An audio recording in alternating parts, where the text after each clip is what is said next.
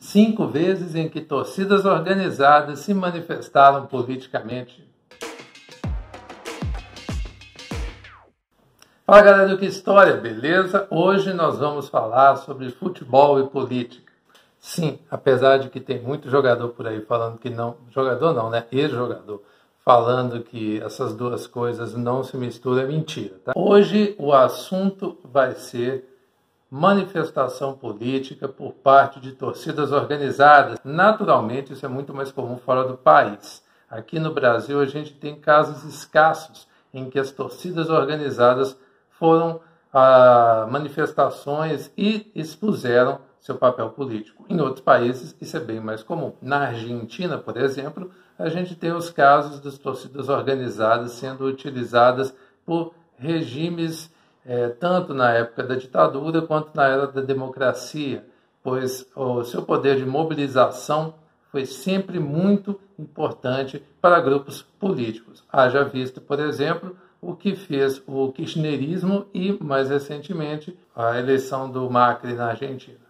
Cabe também citar como exemplo o que acontece na Itália, onde praticamente todas as torcidas organizadas têm o seu posicionamento político muito claro, seja elas alinhadas à direita ou à esquerda. Direita, esquerda, direita. Enfim, a velha história, eu sou péssimo com direita e esquerda. Bom, sem mais delongas, vamos aos 5 exemplos. Número 5, a democracia corintiana. Isso aí todo mundo deve conhecer, e é um dos casos mais famosos do futebol brasileiro, quando na década de 80 a equipe do Corinthians instaurou uma democracia dentro do clube. Isso em contraste com o que acontecia no Brasil, que ainda vivia ditadura militar.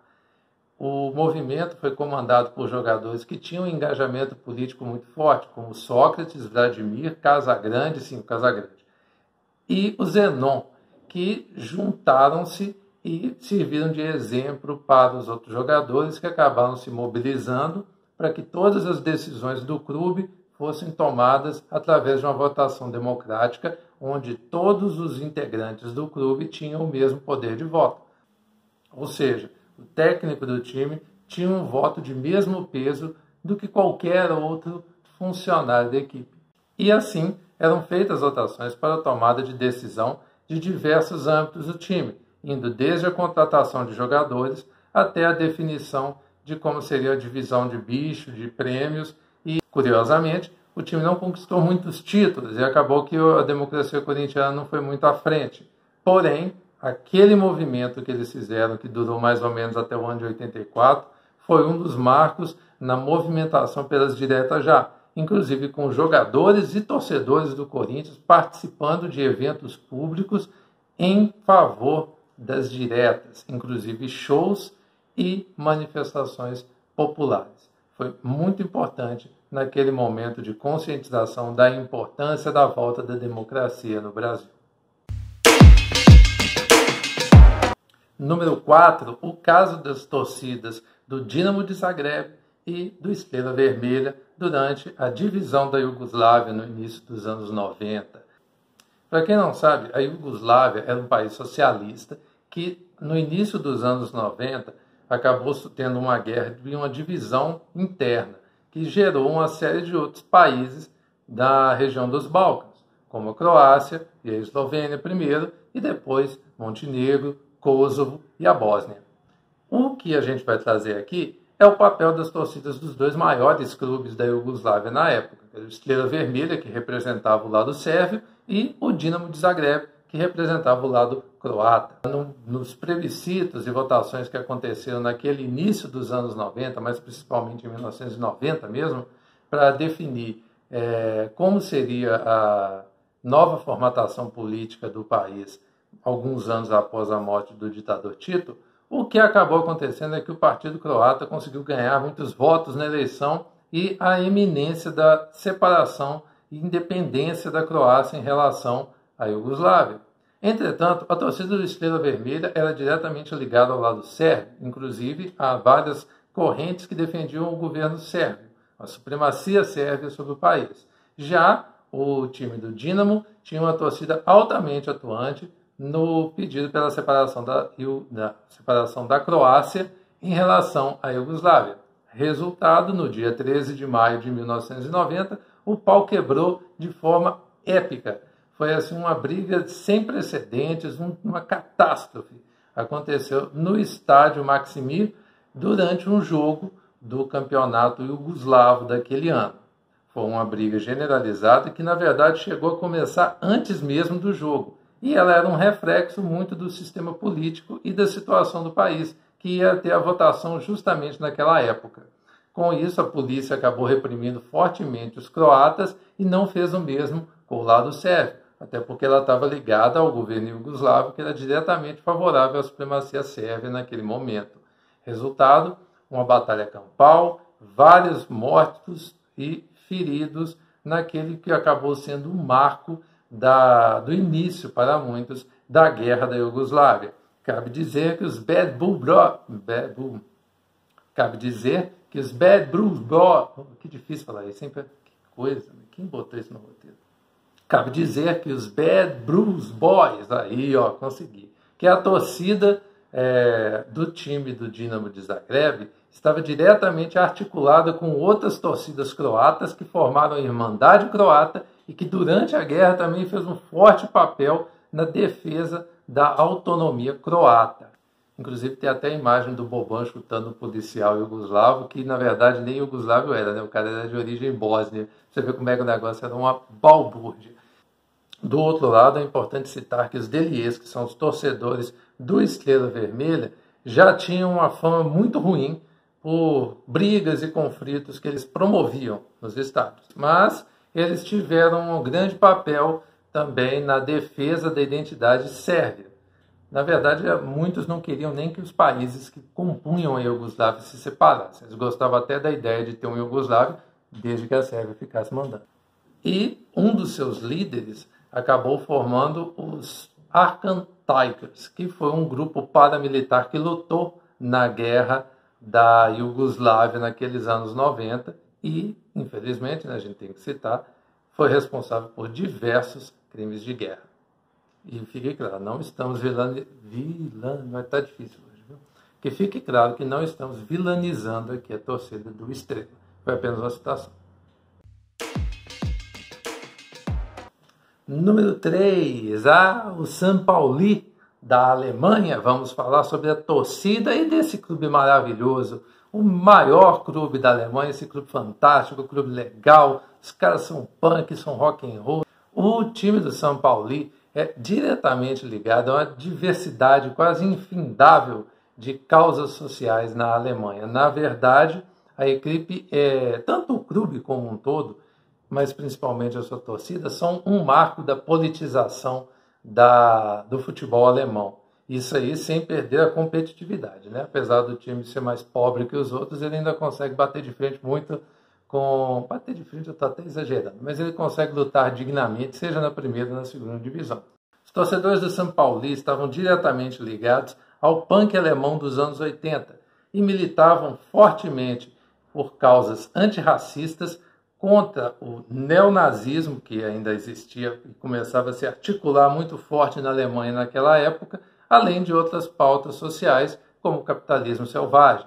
Cabe dizer também que o clube institucionalizou em seu estatuto que é totalmente proibida e banida do seu estádio qualquer tipo de forma de preconceito, seja ela sexista, seja ela homofóbica, racista ou neonazista. Na verdade, é um clube padrão. Todo mundo gosta, é um negócio fantástico que eles fazem. E o engajamento em causas sociais também é muito notório na equipe. Além de tudo isso que a gente falou, principalmente nos anos 80, a torcida estava engajada diretamente na luta contra os exageros que a polícia cometia contra os sem-teto na Alemanha.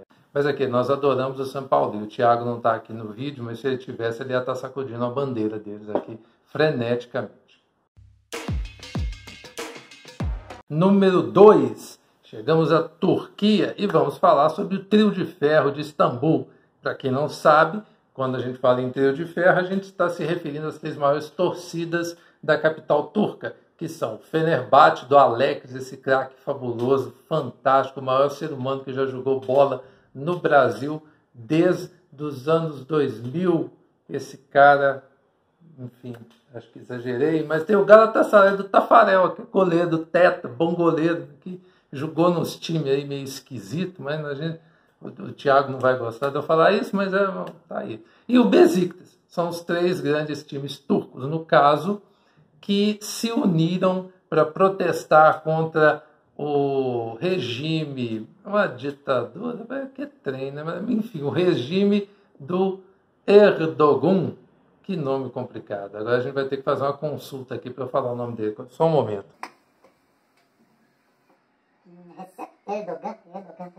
Recep Erdogan, o nome do meio eu esqueci, mas tudo bem.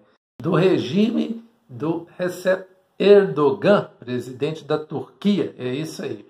O que acontece, basicamente, é que as torcidas dos 3 times estavam muito acostumadas a brigar com a polícia, né? Porque a gente tem que falar a verdade, que essas torcidas aí, principalmente os outros organizados dessas 3 equipes, estavam muito acostumados a sair na pancada com a polícia, porque os caras promoviam episódios de briga de torcida, assim, era quase que corriqueiro, o pau quebrava direto lá na Turquia e isso manchava um pouco a imagem deles. Mas quando o país precisou, eles se uniram, inclusive virou até um documentário, eu não assisti ainda, mas me falaram que é bom, né? Que é o Istanbul United, que é a história de um clube fictício que o pessoal criou para simbolizar a união dessas torcidas para as manifestações contra o Erdogan em Istambul.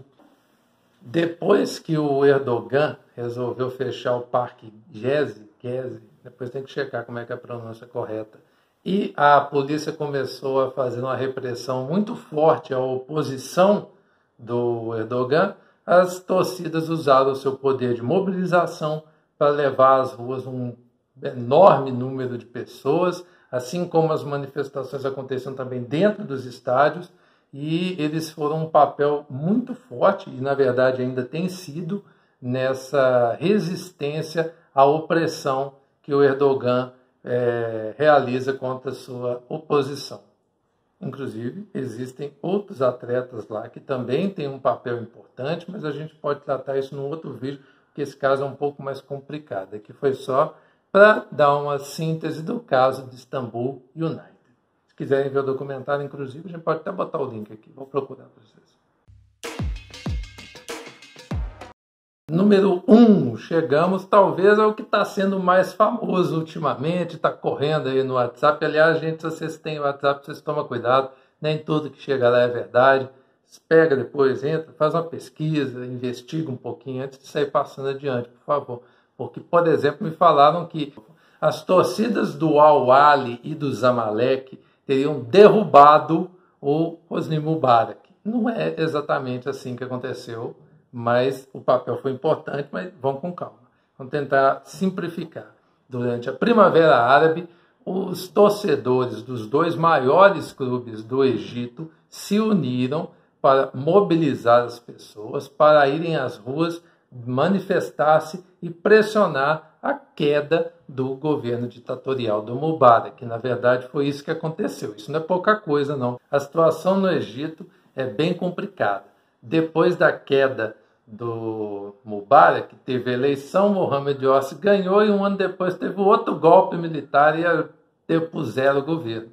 As torcidas do Zamalek, que são os White Knights, e a torcida do Al-Ahly, que é conhecida como os Al-Ahlis, ambos reclamam que sofreram represálias desse novo regime militar, exatamente por causa do papel que eles tiveram lá atrás na deposição do governo de Mubarak. Cabe, então, um outro vídeo nosso aprofundando um pouco mais no assunto e explicando 2 episódios trágicos do futebol egípcio que são exatamente reclamados pelas torcidas como retaliação desse governo.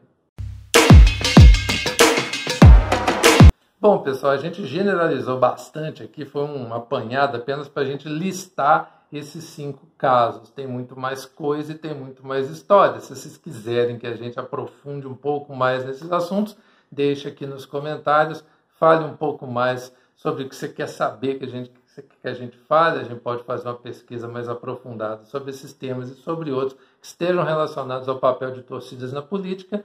E, no mais, a gente pede para vocês curtirem o canal, isso é muito importante para a gente.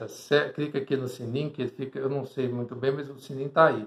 Vocês vão clicar, porque isso é importante para receber as notificações. A gente vai tentar fazer sempre um conteúdo cada vez melhor para vocês. No mais, pessoal, até o próximo vídeo. Um forte abraço e fique com a gente. Valeu!